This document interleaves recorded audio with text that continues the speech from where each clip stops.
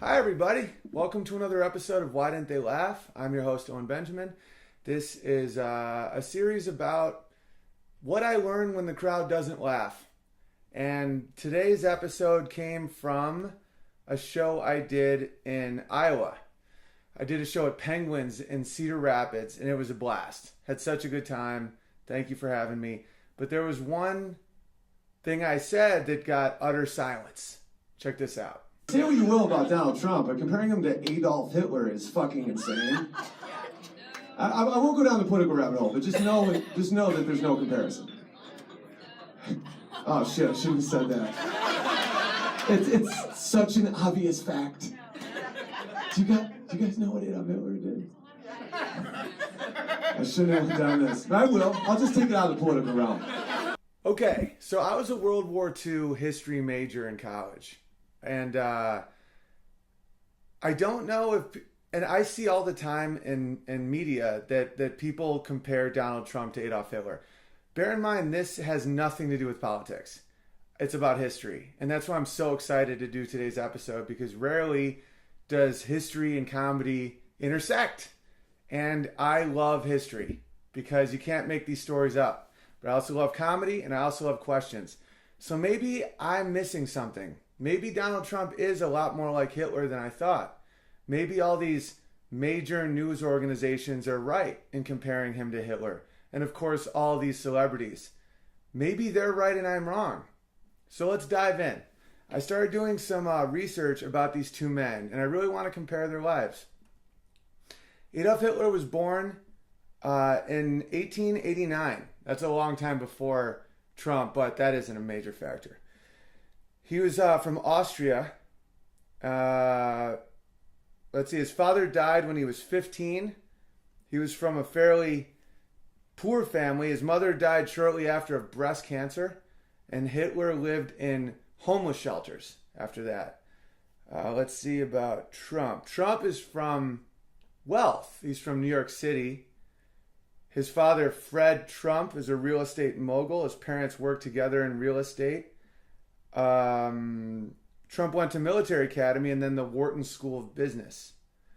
Trump had 4 deferments from Vietnam because of heel spurs. Let's see how that compares to Adolf Hitler. Oh, Hitler volunteered in the Bavarian army despite being Austrian. Some say the only reason he got it was because of a bureaucratic mistake, but he did serve, where he got the Iron Cross. He served at the Battle of the Somme. I don't know if any of you guys have read much about World War I, but in that one battle, there was over 1 million casualties. 1 million casualties. The first day, 57,000 British people died. They used to refer to it as a meat grinder, because they would just send these young men to their death. And the thing about World War I is it was trench warfare. So a close friend of yours that you served next to would be killed, and you'd watch them decompose right in front of you for years because the lines wouldn't move. So many shells were launched in that war that you still can't go to it in France because you might explode. It was true terror and horror. So Trump had a heel spur, and Adolf Hitler was shot in the leg. He went blind from mustard gas. And as we all know, mustard gas then was, it has since been outlawed by the United Nations, but at the time it wasn't. So he was blind.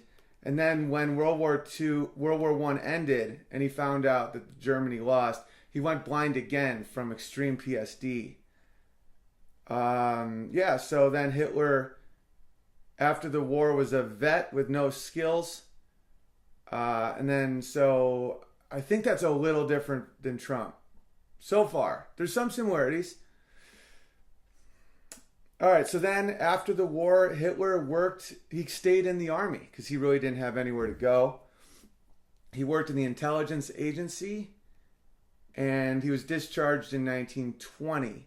He then started working for the Nationalist Socialist Party because he was great at speaking at large audiences, hated Marxists, he hated Catholics, and of course, not a fan of the Jews. Okay, so that's one thing that him and Trump have in common, is being good at speaking at large audiences. Then so does Jerry Seinfeld and Margaret Thatcher. So that's not exactly a similarity, because Trump briefly got into professional wrestling. So he also was good at speaking at large audiences, but it was for a much different intention. Okay, so then Adolf Hitler did what Adolf Hitler does. He started speaking in beer halls. And a lot of people have to understand what post-World War I Germany was like.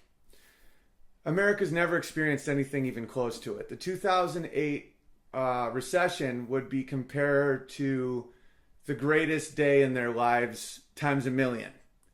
The Treaty of Versailles bankrupted Germany. It blamed Germany for World War I. So they had to pay massive reparations. They lost their army. They were no longer allowed to have an army.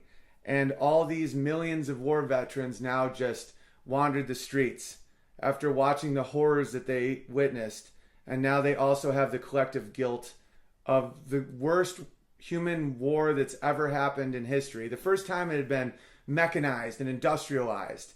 The first time war wasn't about charging in with a horse and a feather on your cap to get the girl back home and show that you're brave. It was a meat grinder where everyone just was expected to die. Okay, so now they have the collective guilt and they're poor. So they start hanging out in beer halls. That's where they hung out in Germany. Much like people in the French Revolution, right before the French Revolution, were hanging out in coffee shops. Getting a little strung out on coffee, get some ideas. So they're in the beer halls. So Hitler starts speaking at the beer halls because one thing he can do is crush a crowd. He's a fantastic speaker. So he gets arrested because he does the beer hall pooch, which him and a bunch of other drunken vets tried to overthrow the government.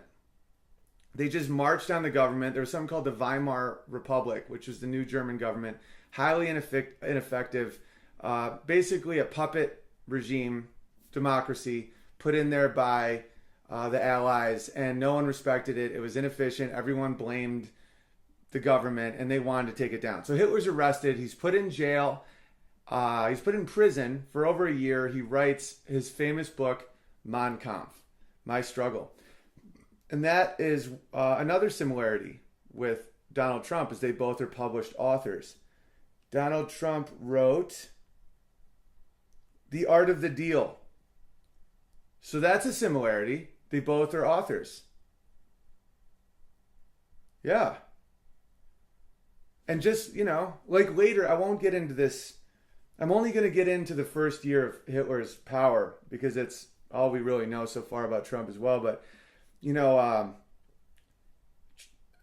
Hitler used a woman named Leni Riefenstahl to make propaganda movies. Her and, of course, Joseph Goebbels.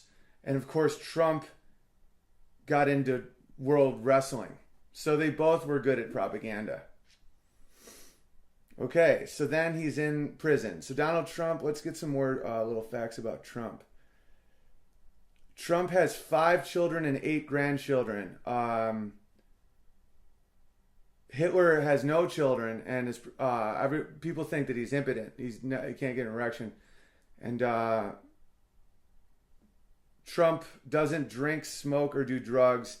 Hitler was, for most of his adult life, was on methamphetamines to deal with Parkinson's and PTSD.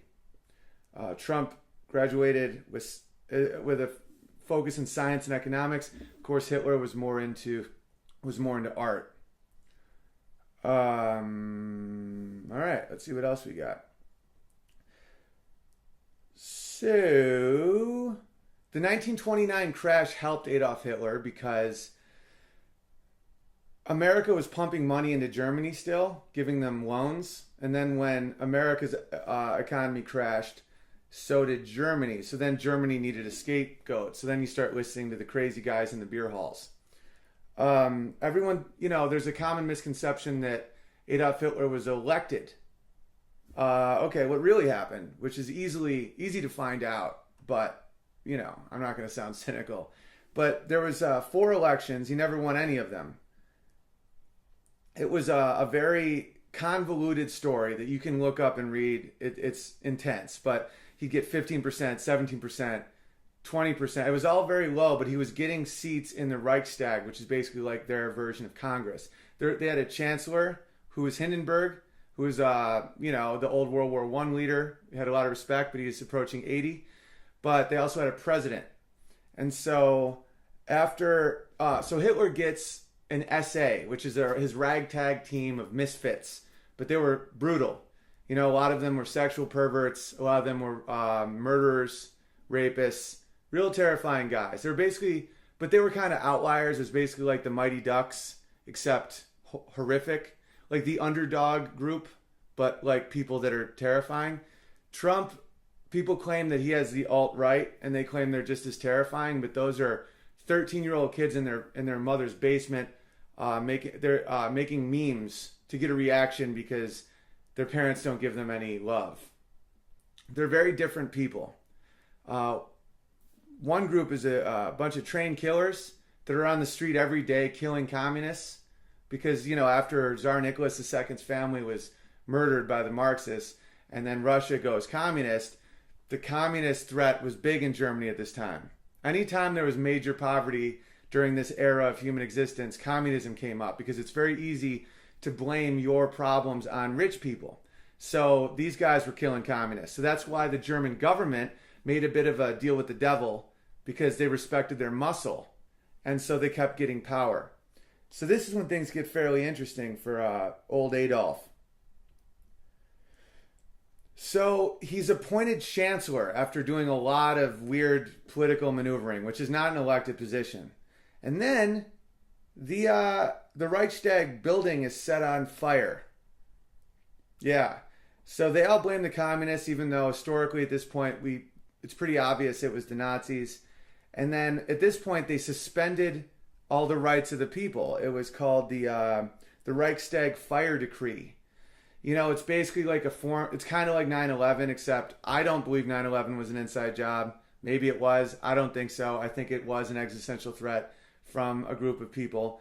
But it's the same type of thing. That's the equivalent of the Patriot Act. So they suspended the rights of the people, which got Hitler and his crew even more power.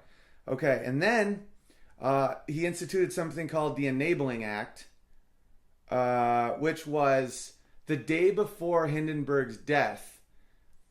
He and his group of cronies, who were literally doing this based on the intimidation of violence, they weren't elected. They had support.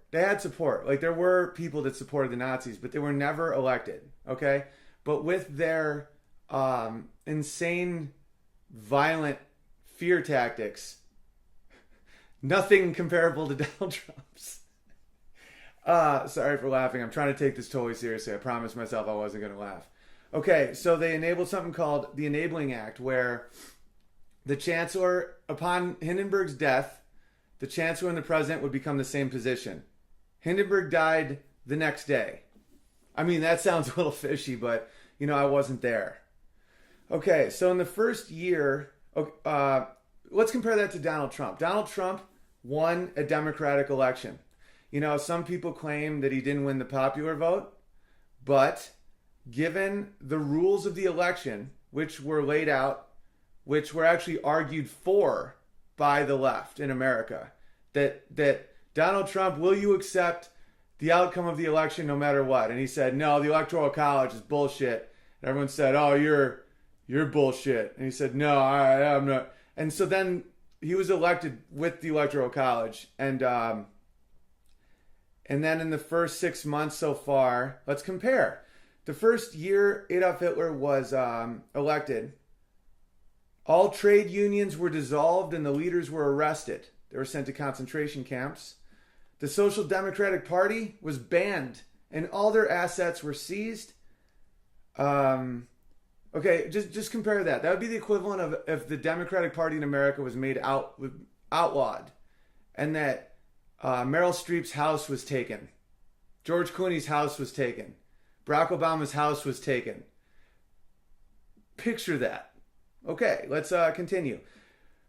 Donald Trump has had some pretty mean tweets where he said some not nice things about Hillary Clinton. Let's compare that to Adolf Hitler. There's something called the Night of the Long Knives, where after he gained power, he purged his own party. And he took the former chancellor, Schleicher, and he shot him in the head. Okay, that's the equivalent of Donald Trump shooting Paul Ryan and shooting Hillary Clinton in the head. They're already dead. Okay, so within the first year, Hitler also became head of the military as well. So his name was then put into the oaths. So instead of my country, 'tis of thee, it would be like my Adolf, 'tis of thee. Okay, Trump is yet to do that. Unemployment fell under Adolf, which is, similar to... Oh, here's a similarity. Trump is looking to have a massive infrastructure budget, and Adolf Hitler did build the Autobahn. Yeah, so I think... so those are the comparisons. Now let's do another comparison. Look at how hard that is to compare these two men. Okay, they're both authors. They both are males. They both are white-ish, although Hitler's origins, there might be some Jew in there, a little bit of Slavic, little poison in the well. What else are they comparable for? They both like nice clothing, infrastructure, of course. They're both really good at public speech. All right, now let's take a look. Let's take a look at a much easier comparison historically. Let's even look at some of Trump's scandals. Of course, there's a scandal that he said something fairly sexual about his daughter. That if it wasn't his daughter, he might date her, and everyone freaked out. Okay, Adolf Hitler was so in love with his niece that he forced himself on her for such a long time that she shot herself in the head with his own pistol. I don't know. I think that's a little different, right? So fucking funny. All right. And for those of you that think that maybe Trump just hasn't ascended yet to this, Trump's 70. Hitler died. Okay, he was born in 89. He died at 45. He died at 56. So at 56, I believe Donald Trump was a Democrat who was trying to paint a building gold. All right, now let's compare another historical figure.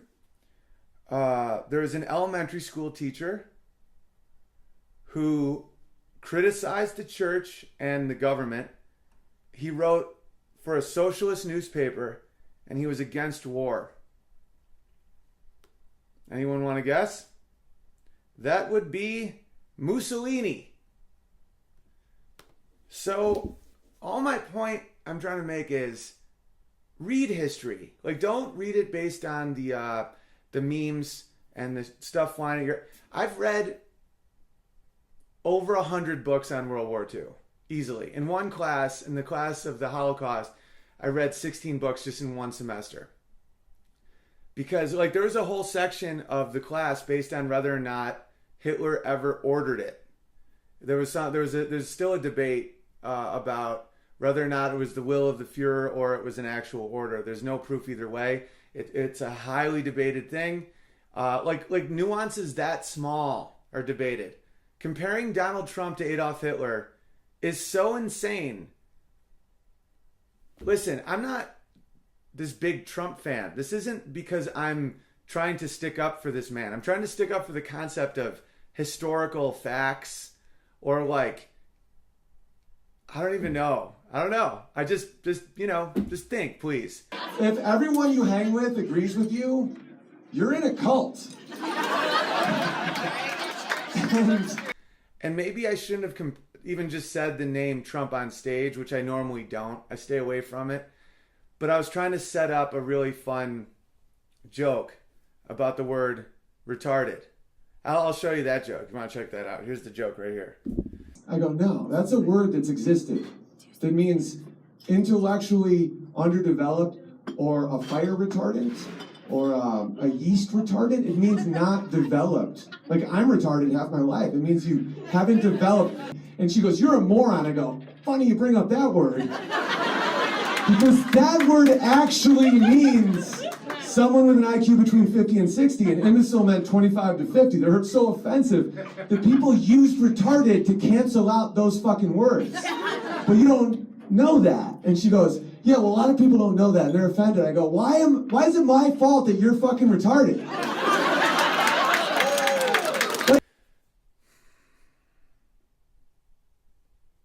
And I was also trying to set up a joke on the word fascist. Because fascist comes from the word fasci, which means bundle of sticks. Fascism is an ancient concept about how a group is stronger than a single stick. You put a bunch of sticks together, it's strong. One stick, it's weak. It's populism, you know? And there's some validity to that. But the joke I was making is about the word fasci means bundle of sticks, which in English is faggot. And I do this long joke about the word faggot and why it became associated with homosexuals. Don't use this word, but the word faggot. Hear me out. Right. Trust me. Hear me out. It means bundle of sticks, right? And for some reason, people don't ask follow-up questions to that. Where they're like, yeah, man, that's very derogatory. I'm like, bundle of sticks, though, why? And they're like, yeah. So, as a comedian with a ton of time on his hands, I research things that I'm curious about. I'm like, what does a bundle of sticks have to do with a homosexual? I mean, you want to just see the joke? Because it did actually work. I had the crowd a little iced at this point, but I'm not going to apologize for being stupid. I'm not going to apologize for being smart. I'm sorry. And I'm not even that smart. I just try hard. Because I don't want to be an ignorant person in a beautiful world that I'm not here very long for. So check out the end of this joke. And of course, the I shouldn't say that. The non-enlightened version is people thought they burned them with bundles of sticks. That's what they thought. That's not where it comes from. No, faggot was a slang for a burdensome person for most, of human existence. Because a faggot, a bundle of sticks, you put it on your back. It's like the Led Zeppelin album cover. Right. Remember that? Come from the land of the ice, And it didn't mean gay people. It meant anybody that was like a bummer, that was like a drunk guy was a faggot, because you had to carry him like sticks. Swear to God. Okay, so why did it get applied to gay people? I promise you there's a good ending to this. I promise you. You're looking at me like, whoa. I promise you there's a happy ending that will make you feel better about all of us. Just please hear me out.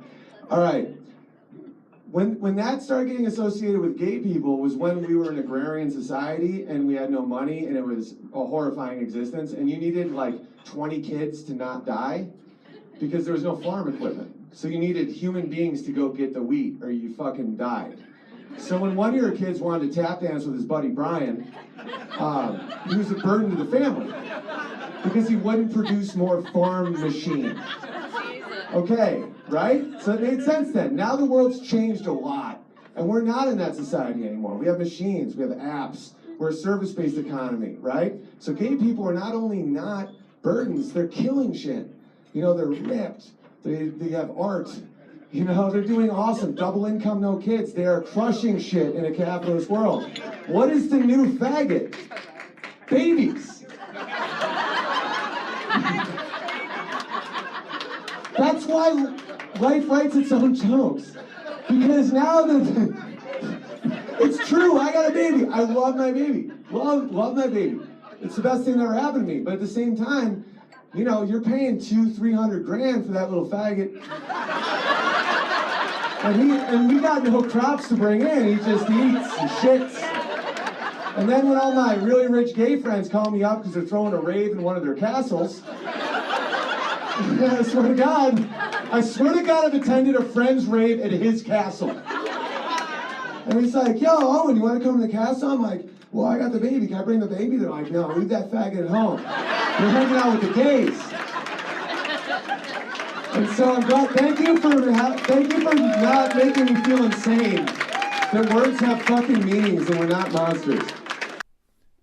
And that'll do it for today. Another episode of Why Didn't They Laugh? You can subscribe on iTunes or SoundCloud. Most subscribers are on iTunes, but I set up a SoundCloud for people that can't get to iTunes. And Yeah, we're sponsored as always by Blue Apron, blueapron.com/Owen. You get 3 free meals, free shipping. The food is amazing. My wife and I cook with it all the time. We do little Instagram stories. Families that cook together stay together, you know? And when you watch each other cook and you watch everything sizzle, you get closer. And then when you eat it, it tastes better.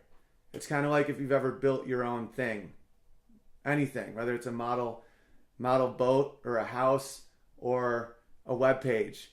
When you build something yourself, it tastes better. And they will ship food right to your door. And I live in the woods, so I don't live next to a Whole Foods anymore. I used to. I miss fresh ingredients, and Blue Apron does that. So if you do blueapron.com/Owen, you get a discount. It also shows you listen to the podcast. And patreon.com/WDTL. If you want to throw in a little extra cash to help keep this thing going, I upload other stuff there. The conversations with my mom and dad and brother and stuff that I don't necessarily want just floating around the world, and people can misquote and make people that I'm close to feel weird. So it's a small group of people, but they're good people. And if you want to pitch into that and become a member of Patreon, do that. And as always, stay hydrated, change your socks. One of my buddies who's a war vet told me that. It's all about changing your socks and staying hydrated.